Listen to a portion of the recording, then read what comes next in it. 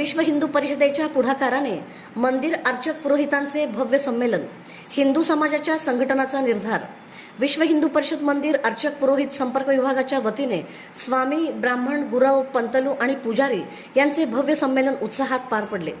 विविध मान्यवरांनी मंदिराचे संरक्षण, पुरोहितांपुढील आव्हाने, शासनाचे कायदे आणि हिंदू समाजाच्या संघटनांवर मार्गदर्शन केले।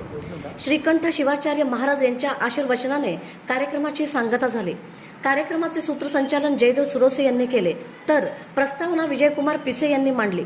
विष्णुजी मोंढे पाटील यांच्या हस्ते मान्यवरांचा सत्कार झाला। धनाजी शिंदे, मनोज हिरेहब्बू, अपर्णाताई कल्याणी, मोहन दाते आणि गजानन धरणे यांनी विविध विषयांवर मार्गदर्शन केले। केदार पाटील यांनी आभार मानले, तर बसवेश्वर सोलापुरे यांनी पसायदान सादर केले।